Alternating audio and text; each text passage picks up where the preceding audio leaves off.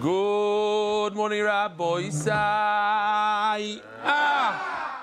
The Shulchan.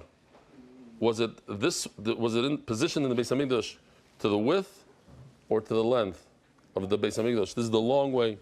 So says the Gemara, Bishloima, we're holding 5 lines from the bottom of Tzadik Ches on the Beis. Bishloima lamanda Omar Mizrach Umayrov, that it goes the long way of the Beis Hamikdash. So here, this is a beautiful picture. The Paroiches, the depiction with the lion, behind that wall is the Kodesh HaKadoshim. Nobody goes in there, only the Kohen Gadol and Yom Kippur. Over here you can see the Shulchan positioned the long way. The poles touching the Paroiches. We spoke about how they touch the Paroiches. That's the long way. You're right. Darn, good. Thank you. Exactly. Make sure everybody's listening. This is not touching the Paroiches. See, it's not even touching the Paroiches. There's a wall there. So, if it goes this way, and we have 10 tables of Shlomo HaMelech, each Aron is 2 amas. 2. Shulchan. Each Shulchan, 2 amas. Times 10. Each Shulchan is 2 amas times 10. 2 times 10 is how much? 20. If you take, let's say, a shoebox that's 20 inches, and you try to put something that's exactly 20 inches in there, it's going to be very, very difficult to get it in there. Especially if it's made out of 10 different pieces. Each piece has a little bit of a different variety. It's almost impossible to put something that's exactly 20 amas into a space that's exactly 20 amas. It's going to extend a 1/4 of an inch, a 1/2 millimeter, whatever it is. It's not going to fit. If it goes this way, the long way, so it extends into an open space. We're not constrained. We have 40 amas. We have another 20 amas past the Aron, past the Shulchan. But if it goes sideways, from wall to wall, it's almost impossible to get in there. The other problem is here. So if it goes like this, so it's into a wide open space, it's fine. But if it goes like this, and the picture just changed, it goes with the Paroiches. You see the lines on top of it. Problem number 1, how does the Kohen get through there? If I want to get into the Kodesh HaKadoshim, I have to jump over the Shulchanos. They're tight. They're so tight. First of all, physically it's impossible to get 10 tables that are 2 amas in the exact same spot, in the exact same width. Okay? Each table has a variety this way, that way. Maybe the wood is not 100%.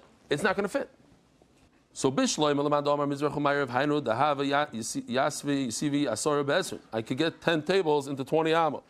Because yes, it extends slightly, but that's not a big deal. We don't care about that 1/2 inch that extends over the line. But if it goes from north to south, in other words, the width of the Beis Hamikdash, how could, especially if we say that the Shulchan is 12 amas each, 12 tvachim each, not 10. How are the Kohanim going to get over the table, over the Shulchan? You have to divide this wall, right, that we're looking at on this. There's the right side and the left side. There's a line down the middle. The right side is the north. The left side is the south. You're going to have 5 tables on the south. You're not allowed to have tables on the south. You're not allowed to have shulchanos on the south. You only take into consideration 10. There's in fact 11 tables. So where does the 11th one go? Moshe Rabbeinu is right over here. He looks kind of isolated. The one that he actually has the lechem, most of the time you put the lechem on it. Sometimes we had a machlokes if you even can put the lechem on the other one. But you didn't consider where do you put Moshe Rabbeinu's shulchan? Says the Gemara, V'lutamech lemanda Omar Mizrach Umayrev Nami. Even if it goes like this one, east to west, shulchan the Moshe heichav monachle. We're going to put that one. Now, you can't continue the line and make it 11 tables because now he's outside of the red line, he has to be within the 20 amas of the Kodesh HaKadoshim. Now he's going to be over the line. If you put him in a row, Elamais, you put him like this, it's strange. So says the Gemara, Elo misavres chadora. You think it was one long row of tables? Tredar ininu. There are 2. Something like this. 2 rows. So Bishloim on top of Tzadik Tez, Bishloim and Omet Sofim Vidar and Shapir. If they go to the width, and there's 2 rows, Everything is good. We have a ton of space.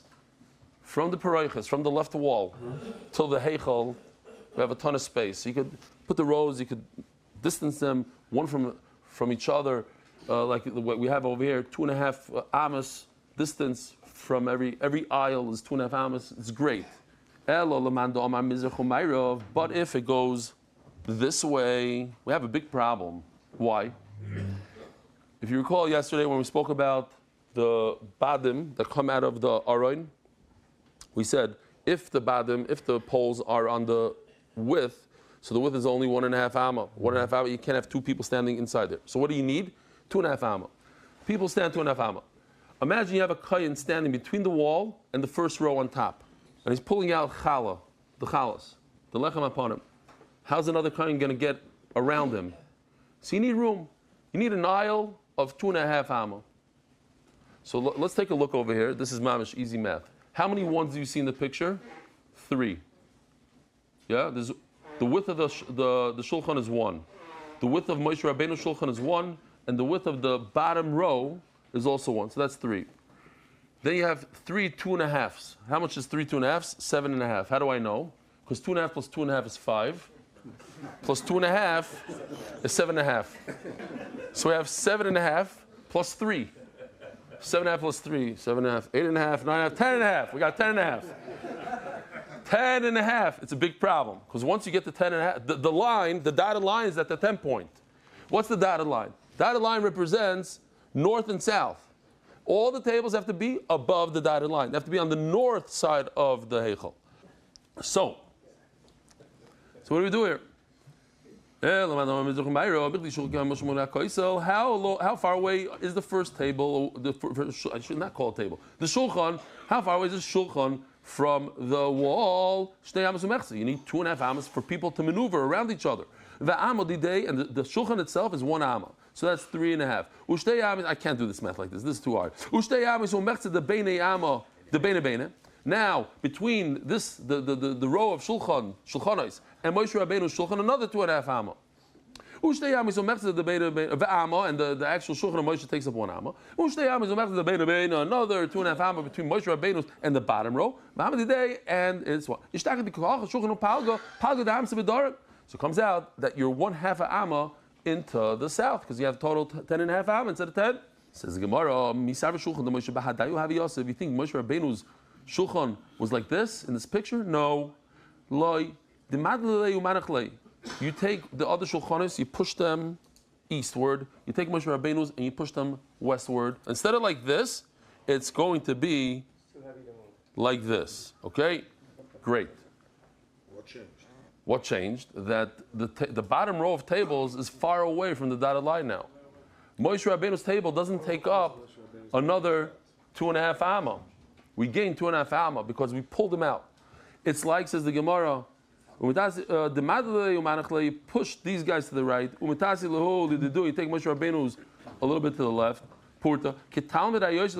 It's literally like this table right over here.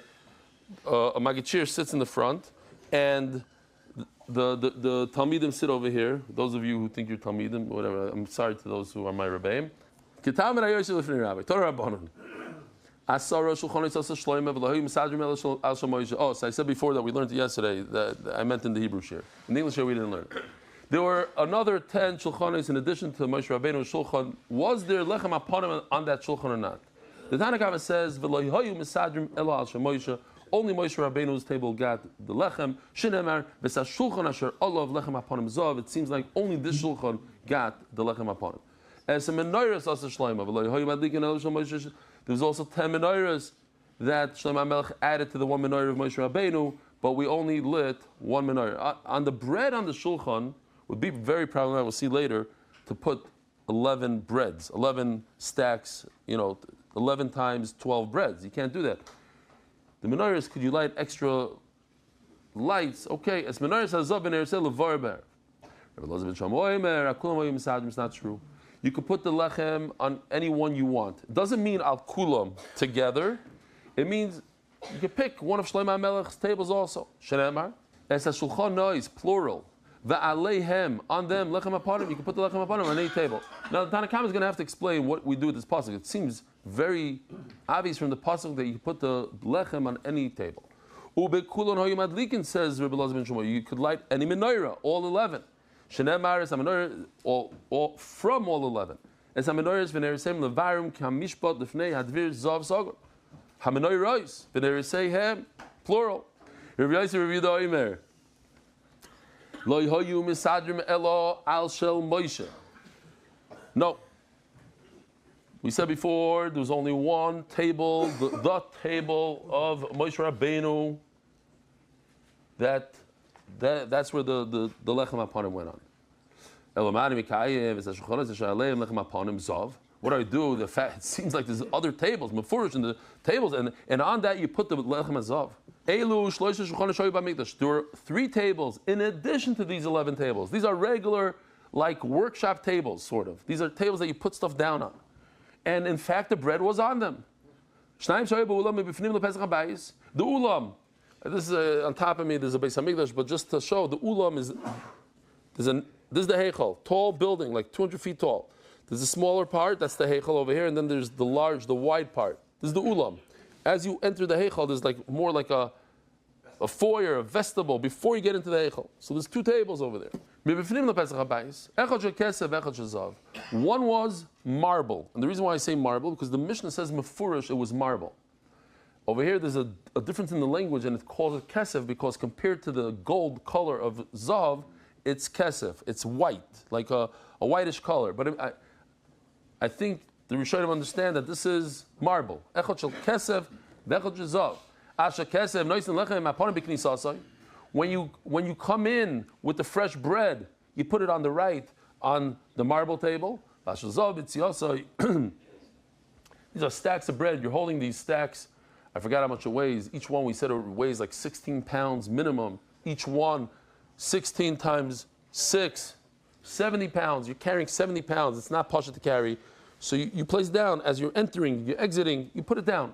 So first you start off with marble. You end off with gold. There's a klal in the Torah. They always go upwards. You always add to your learning. You always add to your kedusha.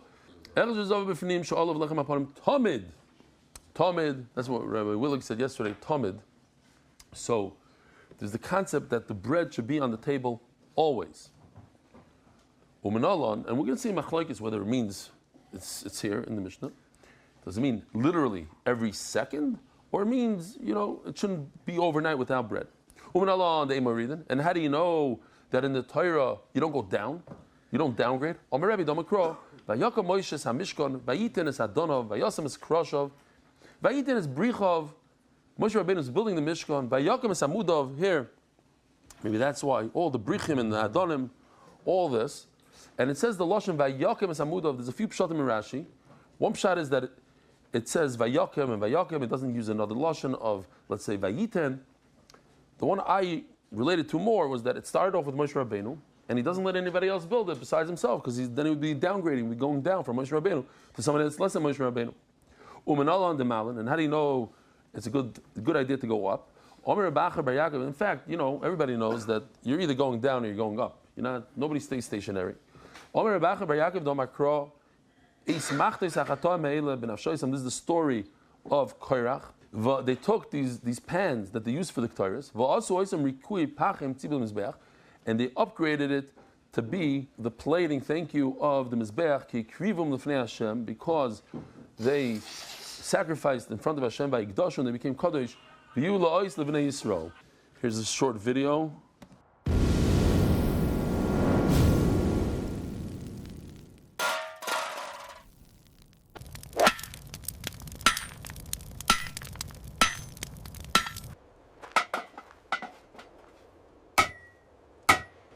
Says the Gemara, before they served the Mizbeach for the Ketores, then they became part and parcel of the Mizbeach, so they went up. If you don't really look at the red highlighting that I did here, if you just read the pasuk on a 3rd grade level, so you read,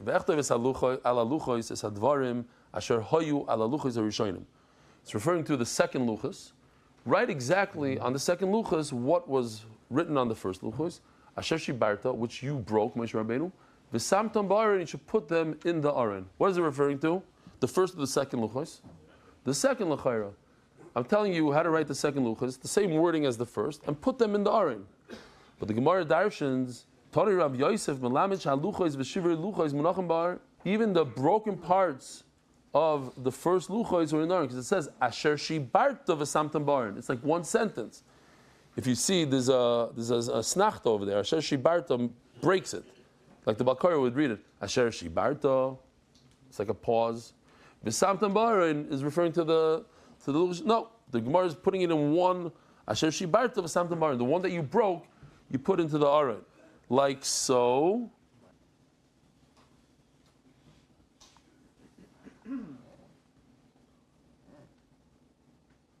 Broken pieces and pieces, and there's the whole ones. Okay.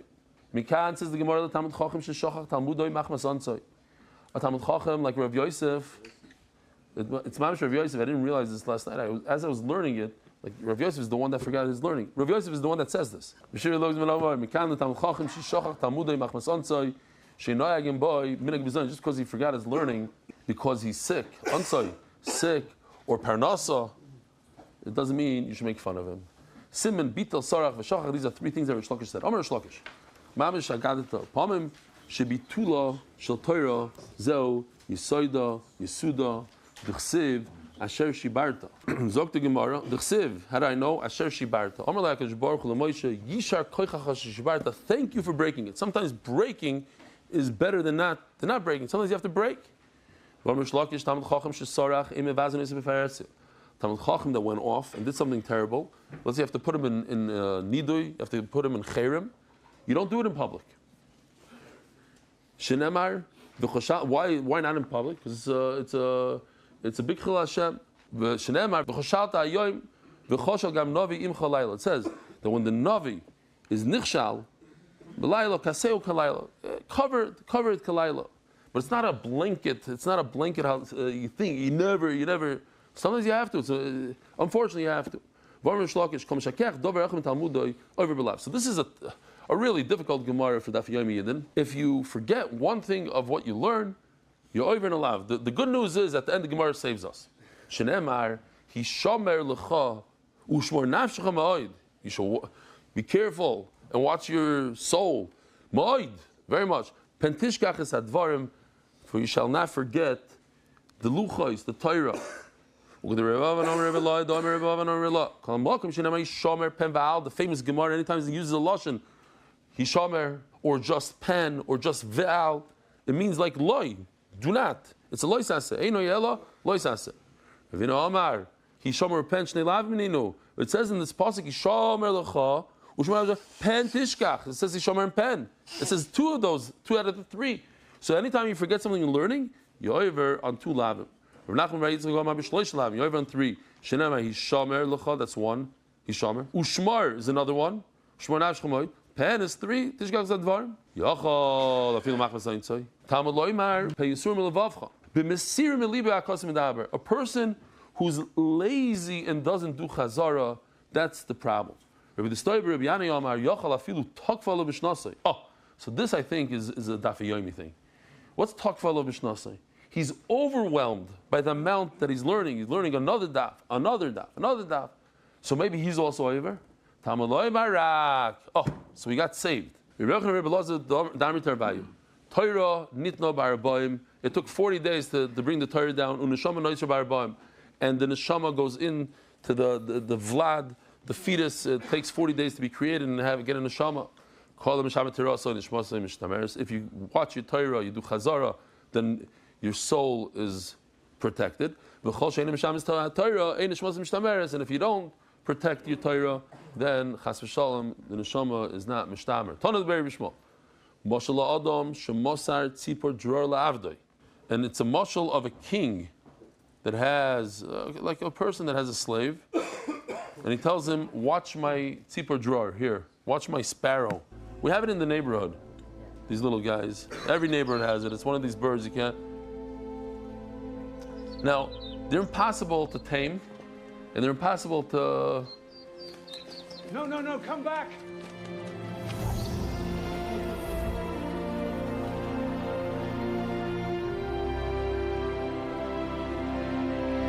So this king tells his slave, Omar, you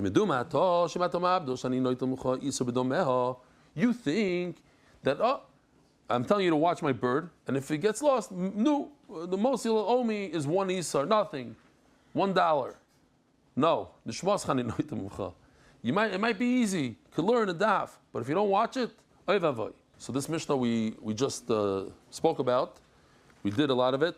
CHAZARAH, it's a good thing to do CHAZARAH, the Gemara says. Shnei shulchanos hayu ba'ulam, mebefnim el pesach habayis. There were 2 additional tables at the entrance of the Heichal. Echad shel shayish, one was made out of marble, v'echad shel zav, and one was made out of gold. Al shel shayish noisnim lechem aponim b'knisasei. He's holding the 6 breads. Each coin is holding 6 breads.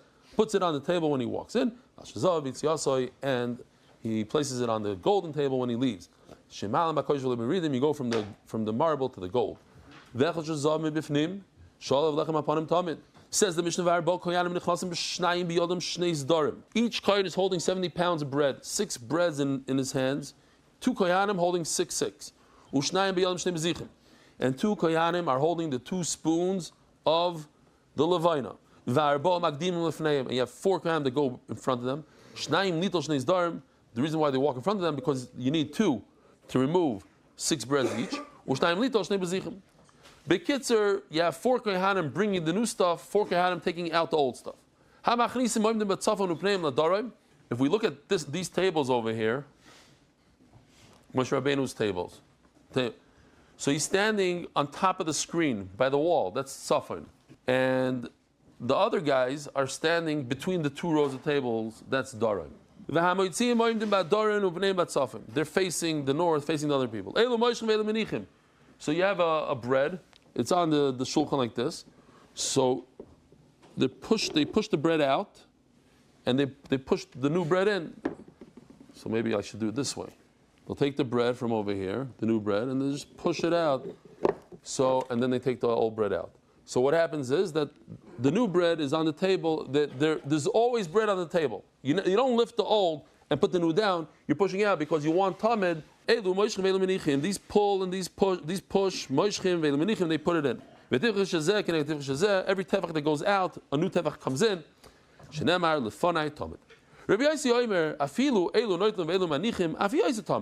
You don't need. You could do it normally. Pick up a bread, take it out, put the new bread in.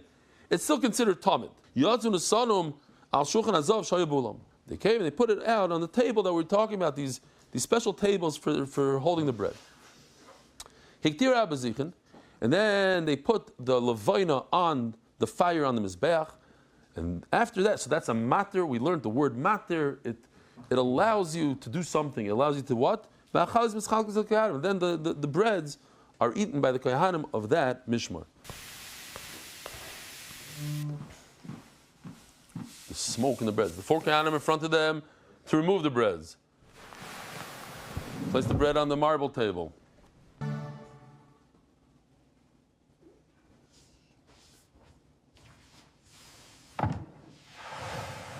Remember, there's no snifim and no kanim. That all is removed on Erev Shabbos. And when they're done, they put it on the gold table. Somebody had an aura that some of the levina fell on the floor. I see what he's saying. Okay. If Yom Kippur falls out on a Shabbos. So what's the problem if Yom Kippur falls out on a Shabbos? You can't eat the challah. Who's eating the challah? It's Yom Kippur. So you give it out on Motzei Shabbos and you eat it then. Geshmak, to break your fast with a lechem aponim. Unbelievable. Chal is Be'erev Shabbos. What if Yom Kippur falls out on a Friday? In the time of the Gemara, it could fall out on a Friday. So this is a side thing, because once we're talking about Yom Kippur and Shabbos. So the goat on Yom Kippur, one of the goats you were able to eat, well, you can't eat it on Yom Kippur. It's Erev Shabbos, and you can't eat it on Yom Kippur. So what do? So Nechal Erev, you eat it on Friday night by the Suda, your Shabbos Suda. It's not Yom Kippur anymore. But when did you cook it? You can't cook it on Yom Kippur, because Yom Kippur. You can't cook it on Friday night, so when did you cook it? They would eat it like, what is it called? Carpaccio. Because it's almost like a play on words. They're not mefunik. They're not mefunik. He says it's not important to have the bread on every millisecond. Take it off the shelf and put the new one on. It says, but it says tamid, it should be always. It means that you shouldn't have the table without bread the whole night. I could learn from here. Everybody's a chiyuv to learn Torah day and night. So if you learn one parak in the morning, one parak in the evening, you do a daf in the morning, daf in the evening. Kiyem mitzvahs leyomosh sefer haTorah azem picha.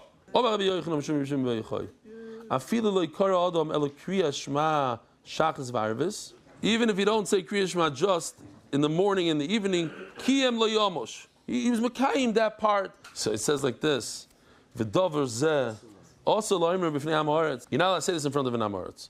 They shouldn't get comfortable with it. V'rava Amar mitzvah la'amroi b'fnei ha'maretz. It's a mitzvah. Says Rashi. Mitzvah la'amroi v'sover mishum Kriya Shema noitel socher gadol kazeh.